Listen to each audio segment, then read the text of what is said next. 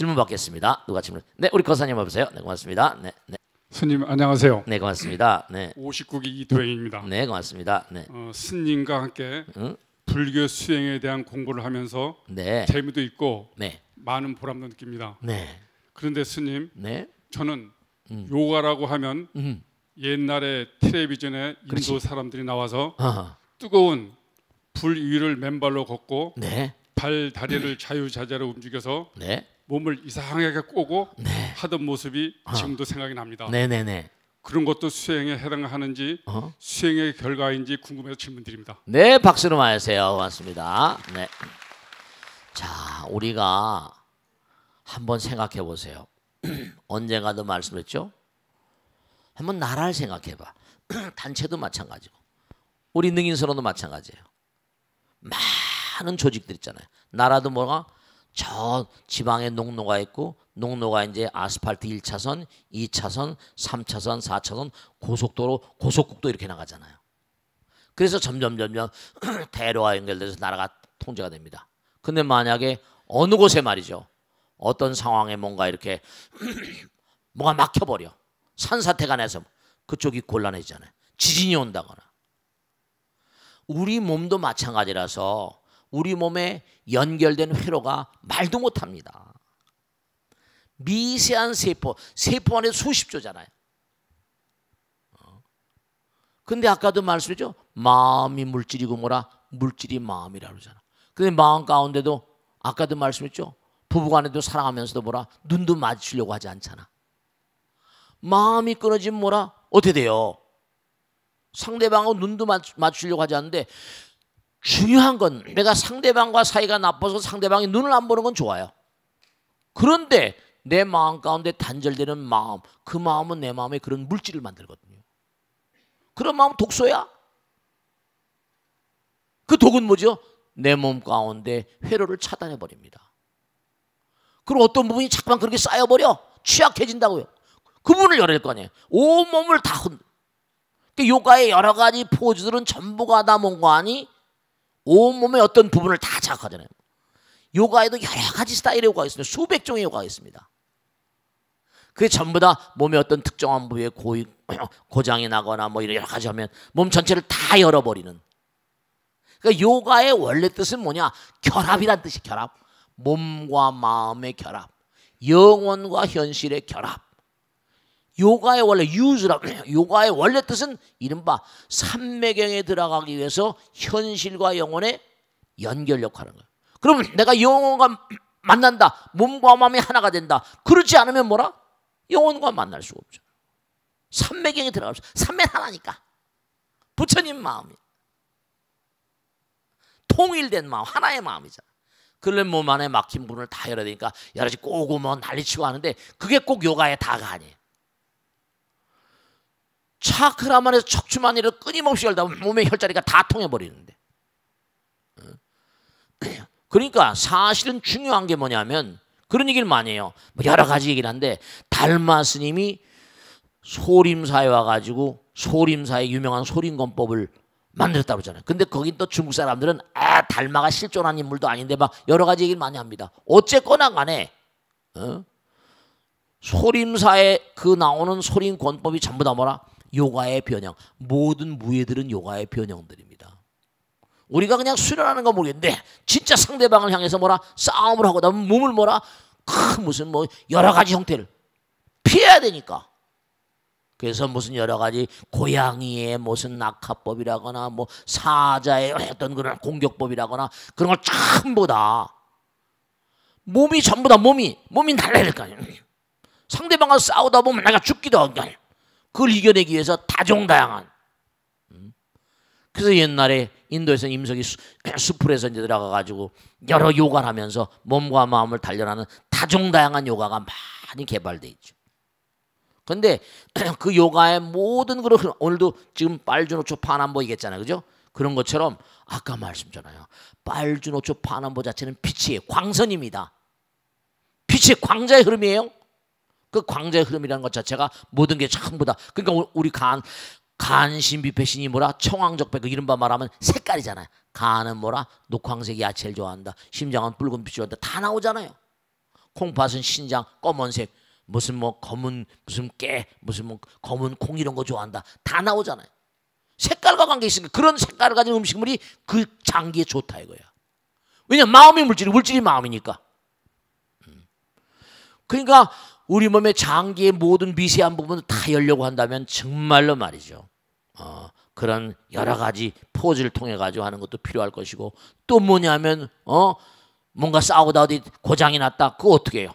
여러 가지 방법으로 치유, 예방과 치유가 함께 되는 그러한 그 요가가 있습니다. 하타, 라자 뭐 해가지고 쭉 막디, 샥디 뭐 별하별 요가가 많습니다. 요가를 전부 다 대충 그 종류별로 연구한 제임스 휴이트 같은 사람은 요가가 뭐 자기가 지금까지 조사한 거로 700종, 800종의 요가가 있대. 그러니까 온 몸을 완전히 다 다스리는 요가입니다. 그 부위마다. 그러니까 꼬기도 하고 뭐하기도 하고 이게 전부가 다 요가의 포즈들인데, 그게 결국은 뭐냐면 아까 말씀드린 대로 차크라, 물론 차크라, 스와티나 차크라, 아나 차크라, 마니프라 차크라, 쫙 차크라의 계보가 있거든요. 비슈티 차크라, 아즈나 차크라, 사스라 차크라. 이게 끊임없이 자극이 되면 온몸에 있는 혈의 총사령부니까 그게 자극이 되면 온몸의 혈자리가 다 열려가면 수행하는데 뭔가 몸과 마음을 하나로 통일하는데 중요한 역할을 하는 거예요. 아시겠죠? 그러니까 꼭 무슨 뭐 그렇게 막 움직이고 막 이상한 모양 하는 게 그게 요가의 다가 아니에요. 아시겠죠? 요가에도 수백 종류가 있다는 걸 알아두시고 아시겠죠? 자, 그러면 한번 익명 게시판을 보겠습니다. 스님, 계약직으로 불교계에서 회사 생활하고 있는 20대 중반의 여성입니다.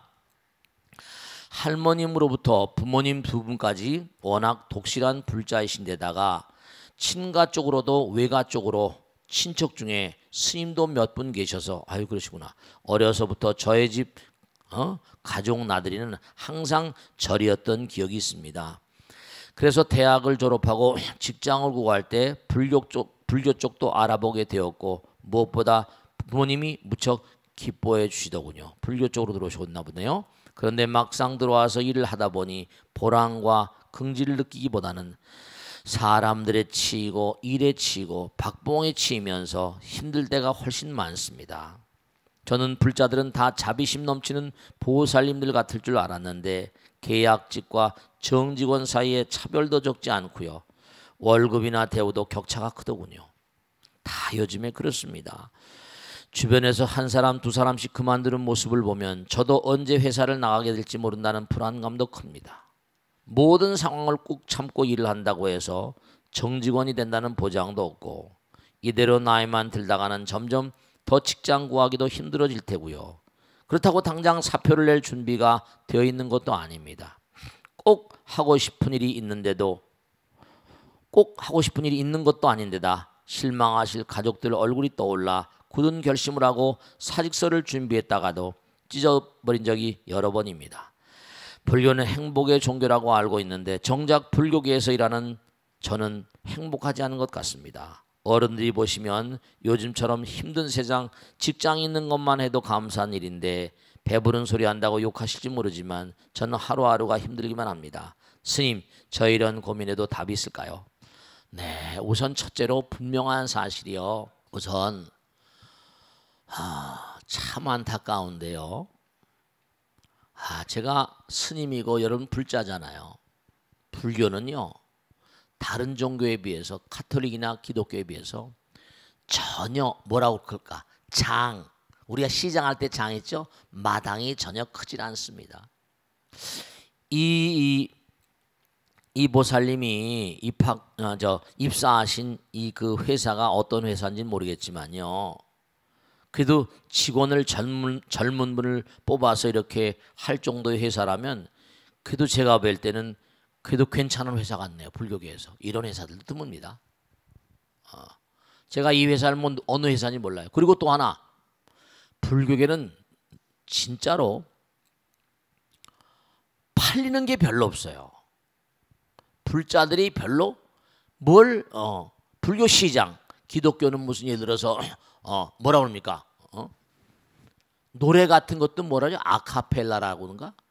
또 종교, 기독교, 카톨릭 찬송가 무슨 제가 아는 목사님 얘기를 하던데요. 그런 뭐 찬송가하고 비슷한 그걸 만들어서 팔면 그 뭐라 그래요? 그런 것도 그렇게 꽤 많이 나간대요. 그 기독교 서적도 많이 나간답니다.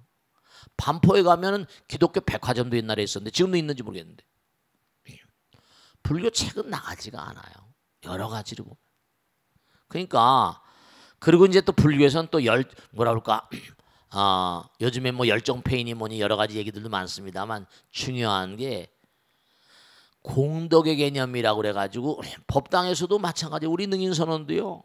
정말 보살님들이 안 계시면 이 능인선원 쓰러집니다. 왜냐? 전부 다 나와서 자원봉사 하시잖아요. 감사히가 한량이 없죠. 아침에 출근해서 늦게까지 말씀이죠. 그래요, 진짜로. 다 자원봉사죠.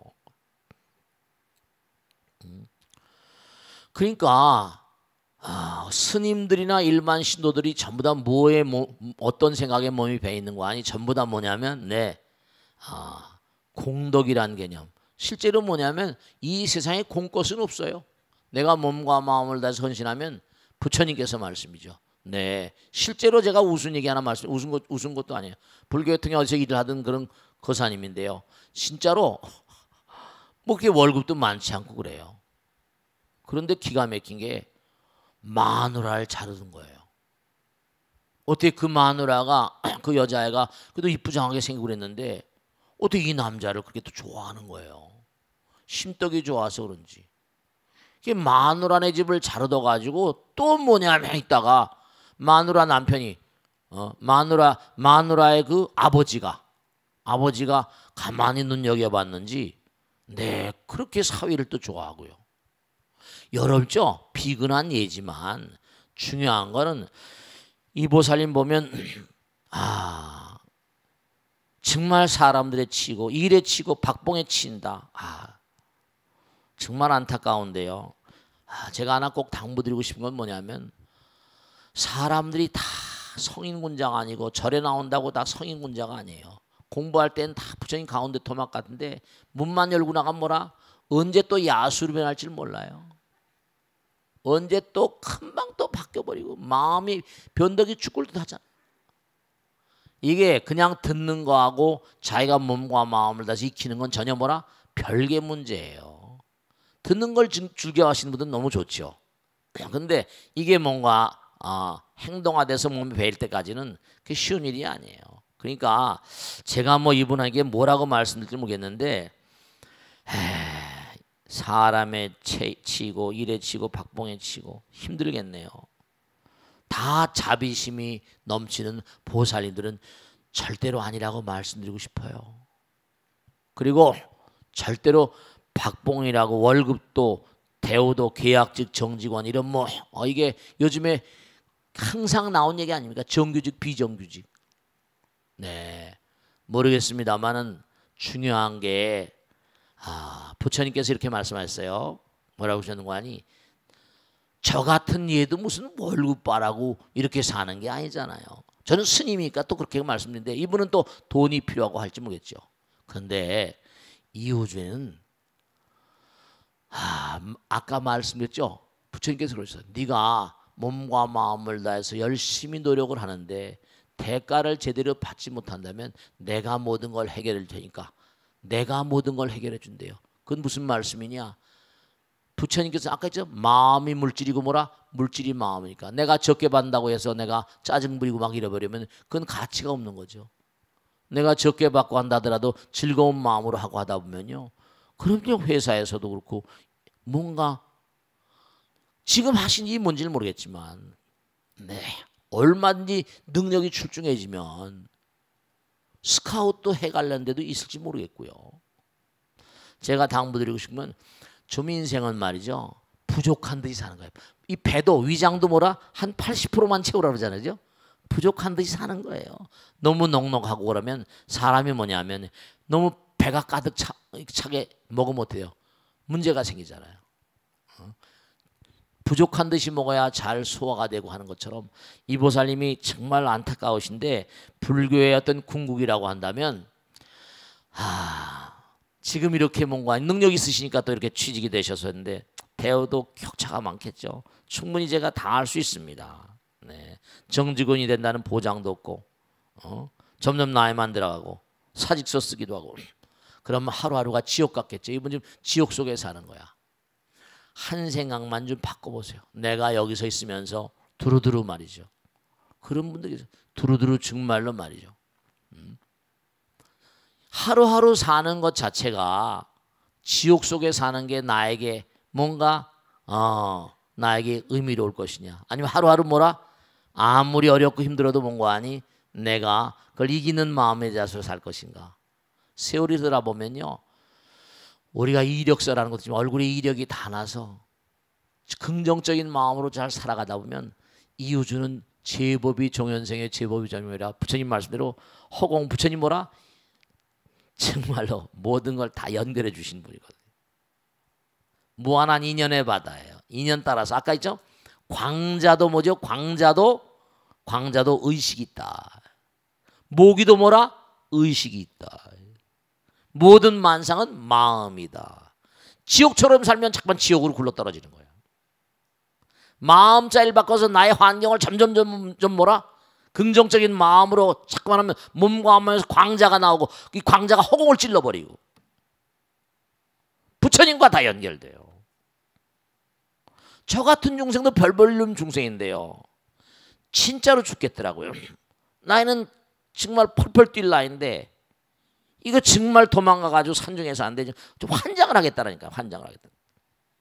산에 대다 거기 애꿎 그냥 막 옛날 뭐 다 나이 됐지만 아무개 욕 대통령 그 당시에 다 대통령이었는데 욕을 그냥 바가지라고 하면 욕을 그러면 속 시원하긴 한데 하루는 거기든 스님 부르더라고요. 너 자꾸만 그러다 보면 너 네 마음자리 자체가 지옥이 되고 산신님이 놓아면 너 벌 받는다. 너 마음 따라서 뭔가 아니 아까 무지개가 뜨기도 하고 뭐라 무언가 악도의 길이 열리고 하거든요. 그러니까 뭐냐면 중요한 게 내가 매일매일 지옥으로 살 것인가, 내가 매일매일 긍정적으로 살 것인가, 그에 따라서 몸과 마음에서 나오는 하늘이 다 알아요. 이 우주는 뭐라? 제법이 종현생 인연 따라서 다 전부가 다 우연을 가장한 필연에게 열립니다. 이분이 너무너무 괴로워하시니까 하루하루가 지옥 속에 사는 그런 삶 같아요. 한번 내가 여기 있는 날까지 얼마나 있을지 모르겠지만 최선을 다해서 위에서 정규직이 되리라는 보장이 없다고 그랬잖아요. 한번 정규직처럼 일해보세요. 헌신적으로 더욱더 열심히 일해보세요. 회사 사장이나 윗분들이요, 벌써 내가 정규직이 아니고 정규직 될지 모른다 안 될지 모른다 이런 생각을 하면 윗분들이 다 알아차리죠. 쟤는 싹수가 없구나, 싹수가 있구나. 정규직이 되고 안 되는 것도 자기 인상에 달려있는 거예요. 자기 마음자리에 달려있어요. 몸에서 환히 빛나고 자그마한 일도 뭐라 그저 최선을 다해서 하고. 그러니까 세상 만상이 자기가 만들어가는 거지 누가 어떻게 해주는 게 아니에요. 정규직 자기가 만드는 거라고 생각하세요. 하다 보면요, 회사에 이렇게 있는데 여러 비정규직이 있는데 그중에 누구를 정규직으로 쓸 것인가, 그런 것도 다 윗사람들이요 면밀한 눈으로 체크합니다. 정말이에요. 아무리 어렵더라도 말이죠. 그러니까 자꾸만 뭐 투덜투덜대고 이러면 그러면 안 되는 거죠. 그럼 다른 데 좋은 데 찾아가라 이거죠. 찾아가라. 그렇게 나와요. 회사에서도요. 그렇죠. 정말로 그래요. 세상 만사가 다. 어려우면 그렇죠. 아니 그렇잖아요. 세상에 사람들인데 주인하고 뭔가 직원하고 있다고 한다면 그렇잖아요. 저 녀석은 아무리 어렵더라도 몸과 마음을 헌신하는구나. 참 저런 녀석 데리고 써야겠구나. 그런 마음이 들어야 될 거 아니에요. 요즘처럼 직장 다니기 어려운데 내가 뭐 거기에 붙어 있으라 말라 이게 문제가 아니라 사는 것 자체를 지옥으로 사는 건 그건 너무 안 된 거죠. 자기 건강 나빠진다 그러면 스스로 자꾸만 지옥으로 굴러떨어지게 만드는 거예요. 그러니까 살다 보니까 자꾸만 그런 게 제가 살다 보니까요. 그러니까 제가 항상 느끼는 게 모든 게 다 마음 노름이고 자업자득 자작자수고 제가 이제 인생을 이렇게 살면 나이도 이제 솔창게 먹고 이렇게 살잖아요. 수도 없는 사람 만나고 삽니다. 별의별 사람 다 만나고 꼭대기서부터 바닥까지 말이죠. 결국 마음 노름이에요. 아시겠죠? 자, 그럼 질문 받아보겠습니다. 네. 박수로 많이 고맙습니다. 네. 저는 성도아입니다. 네. 스님께서 우리가 항상 법당에서 기도할 수 있는 기회가 많아서요. 네. 천수경이나 화엄경 약창계를 줄줄 외웁니다. 네. 그러면서도 뜻을 잘 몰라서 네. 항상 외울 뿐인데요. 네. 법구대통을 통해서 스님께서 알기 쉽게 잘 가르쳐 주셔서 항상 감사하게 생각합니다. 스님 감사합니다. 감사합니다. 네. 예, 스님께서도 말씀하셨듯이요. 입법계품은 선제동자 53인이 선지식을 만나서 법을 구하는 구법의 여정을 담은 그렇죠. 그런 계품입니다, 스님. 네. 그런데 거기에서 53인의 선지식이 왜 53인의 선지식인지 그게 궁금해서 여쭤봅니다. 네, 박수로 하세요. 고맙습니다. 네. 자, 중요한 게 있는데요. 우리가 이 사는 현실의 세계는 어렸을 때부터 엄마 아버지 뱃속에서 나오잖아요. 또 엄마 아버지 뱃속에 있을 때도 뭐 단계가 많아요. 수정이 되게 되면 또 수정이 되는 과정도 단계가 많잖아요. 하여간에 하나의 생명이 형성되는 과정도 굉장히 어려운 단계를 거쳐서 나옵니다. 어머니 아버지 뱃속에 있을 때도 뭐 30.5도, 35도잖아요. 그죠?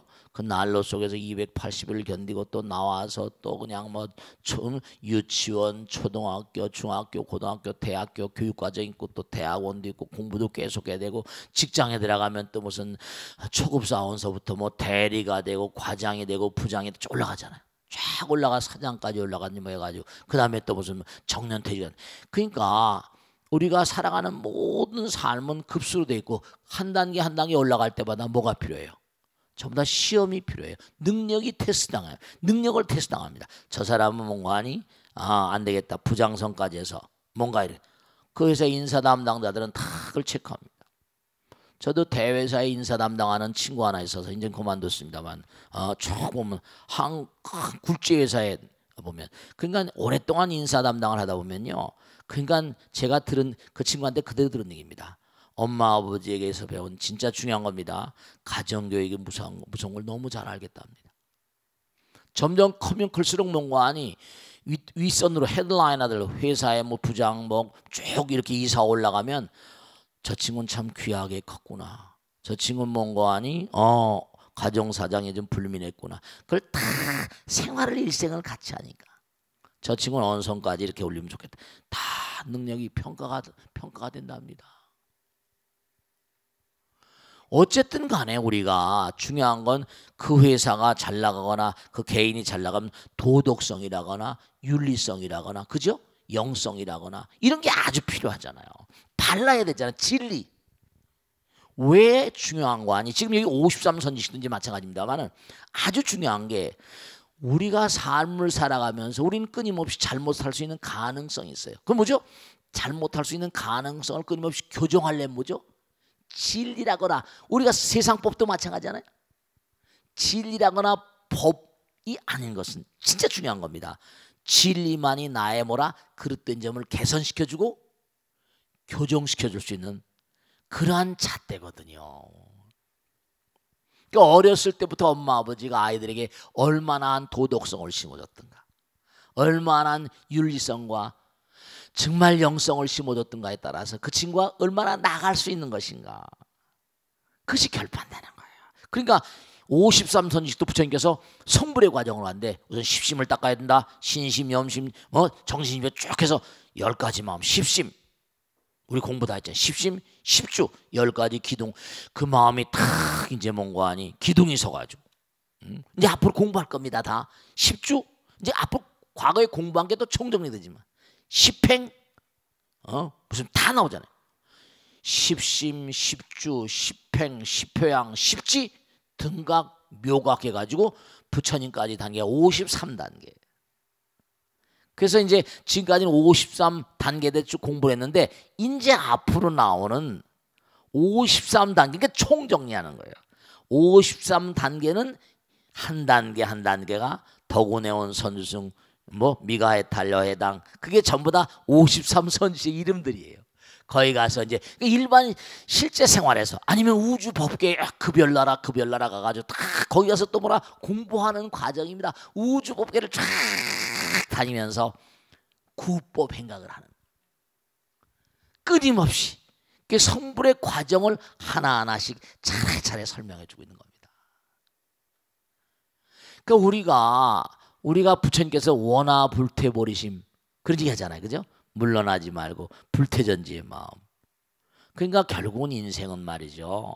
중요한 게 있는데 여러분들이 제가 아들 딸들 앞에서도 있죠. 아이고 엄마 힘들다. 아이고 아빠 힘들다. 이런 소리 하지 말라고 말씀드려요. 힘들어도. 왜냐하면 아이들이 뭔고 아니요. 우린 영원히 나가야 되니까. 힘이 들더라도 뭐라 아이들에게 힘들다 말하면 애들 앞에서 냉수도 못 마신다고 그러잖아. 힘들지만 뭐라 우린 가야 되는 거. 힘들지만 가야 되는 거. 그게 성불의 자세고 입법계품이 입법계. 원하 분신 변조 원하 강도제 원하 불태버리심 원하 결정 생활량 쫙 나오죠. 그러니까 우리가 진짜 중요한 게 하나 있는데요. 언제 어느 곳에 가든지 굴하지 않는 마음으로 나가는 마음을 가진 사람들은 절대로 흔들리지 않습니다. 내 마음 가운데 법성 있는 한 전생에 아무리 두터운 업장이 있다 하더라도 부수고 나가는 거예요.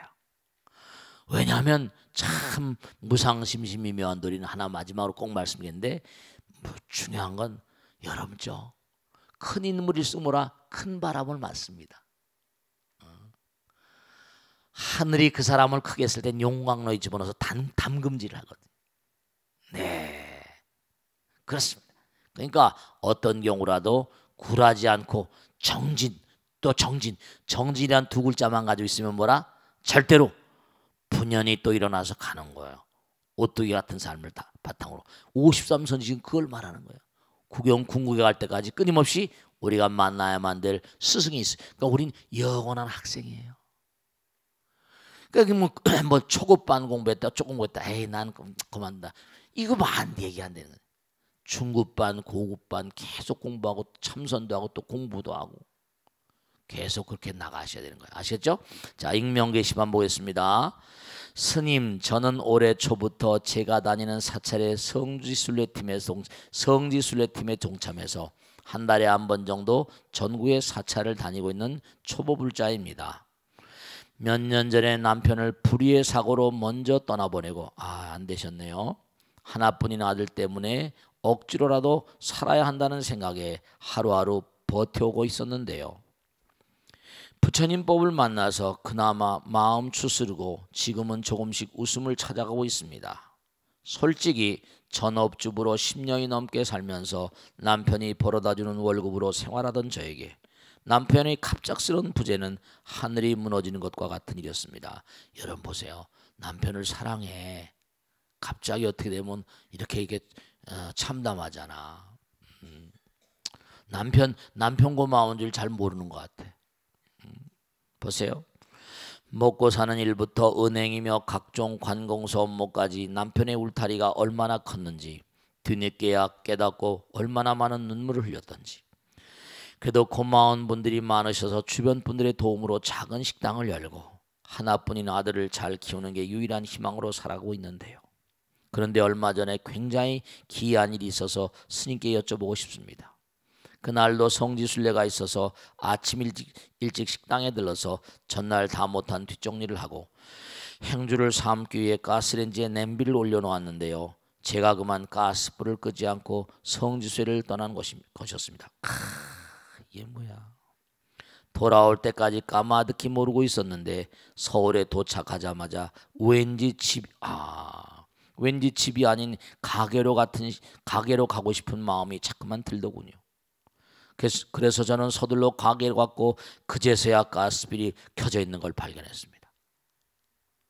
정말이지 심장에 내려앉는 것 같았었는데요. 그나마 아침부터 계속 있었네요. 그나마 정신을 차리고 마음을 가라앉히고 보니 아침부터 저녁까지 그 오랜 시간 가스불이 켜져 있었는데도 그저 냄비에 구멍만 하나 나 있을 뿐.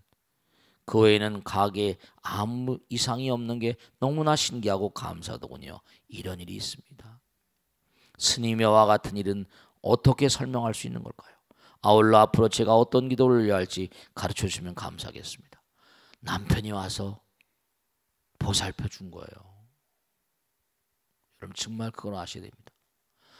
지금도 여러분들이 이렇게 살고 계시지만 보이지 않는 존재들이 다 함께 산다고 제가 수도 없이 얘기하잖아요. 실제로 우리 법당에 있었던 일입니다. 이 보살님이 뭔가 아니에요. 기가 막힌 일이에요. 반포 사는 보살님인데 가스렌지에다가 빨래를 올려놓고 잠이 들었어요.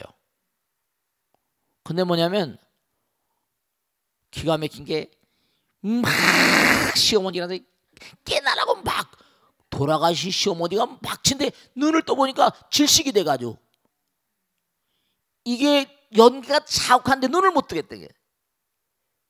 그냥 왱왱거리고 막 아파트 현관문을 막 뚫긴 소리가 막 나고 왱왱거리고 말이죠. 빨래가 다 타서 연기가 새 나오니까 옆에 집에서 전화를 해가지고 불자동차다 아파트 문을 뚫긴데 일어나 막 그냥 시어머니가 두들기면서 깨났는데 그냥 정신 하나도 없는 채로 가서 가스렌지에 가서 가스렌지 끄고 그냥 떨어졌답니다. 문을 부수고 들어왔는데 기절해버린 거예요. 근데 불은 가스불은 끈 거야. 다시 의식이 돌아와가지고 이제 다 깨난 다음에 보니까 똑같은 걸 질문하시네. 스님 정말로 그날 정말로 시어머니가 생생하게 꿈에 나타나셔서 일어나라고 막 뚫고 하시는데 그때 엉겁결에 그냥 가서 가스렌지를 자기도 껐긴 껐는데 기절해버렸더니 하도 연기를 많이 먹어서 스님 정말로 시어머니가 오셨던 걸까요? 그럼 내가 그럼 빨래를 왜 줘라 이거 그냥. 네, 여러분들 있죠. 진짜로 말이죠. 이거 일일이 뭐 얘기할 게 한두 가지가 아닙니다.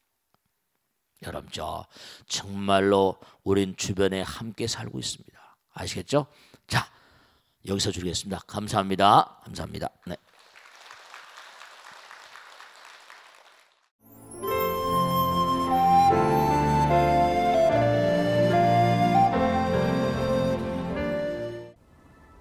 안녕하십니까. 지광스님과 함께하는 경전이야기 시간입니다. 오늘은 원각경에서 한 소절을 모시겠습니다. 부처님께서 말씀하셨습니다. 그대들은 마땅히 알라. 말세의 중생이 선지식을 구하려 하면 마땅히 바른 깨달음을 구하되 마음의 이승을 멀리할지니라. 친근하여도 교만함이 없으며 멀리하여도 화냄과 원한이 없어서 갖가지 경계를 보되 마땅히 희유한 마음 내기를 부처님께서 나타나신 것 같이 하라.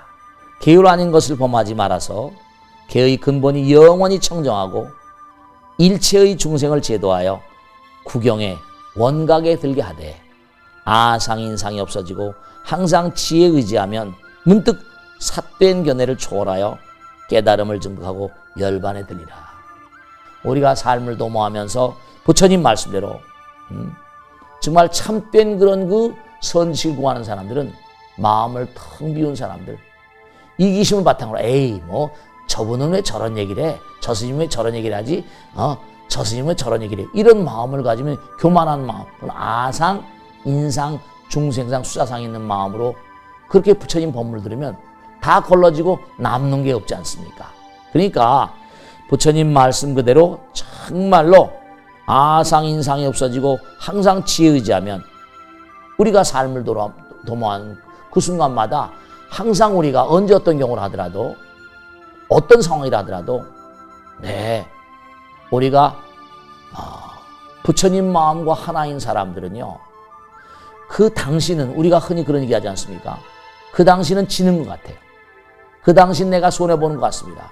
근데 부처님께서 하신 말씀대로 이 우주는요 지고 이기는 게 없습니다. 내가 뭔가 상대방에게 양보한 것은요 꼭 나에게 돌아오게 돼 있고요. 내가 상대방에게 베푼 것은요 꼭 뭔가 아니 나에게 돌아오게 돼 있습니다. 이 우주는 영원한 원형의 전설 같은 그런 세계이기 때문에 절대로 그러니까 옛날 어르신 말씀들은 지는 사람이 뭐라? 이기는 사람이라고 하지 않습니까? 미운 사람 떡 하나 더 준다고 하지 않습니까? 네, 그런 것처럼 아상, 나의 상을 놓아버리고 내가 무슨 사람이다 인간이다 이런 생각을 다 놓아버리고 이래버리면 그 자리에서 무한한 영광의 세계가 열리기 때문에 이와 같은 삿된 견을 초월하여 깨달음을 증득하고 열반에 들게 할 것이다. 이렇게 부처님께서 말씀하셨습니다. 항상 몸과 마음을 다해서 우리가 지혜의 말씀, 계율을 뭔가 꼭 우리가 준수하도록 최선의 노력을 다하고 그 다음에 아상과 인상을 녹여버리면 정말로 깨달음의 세계가 열리고 영원한 열반의 세계에 나가게 되겠습니다.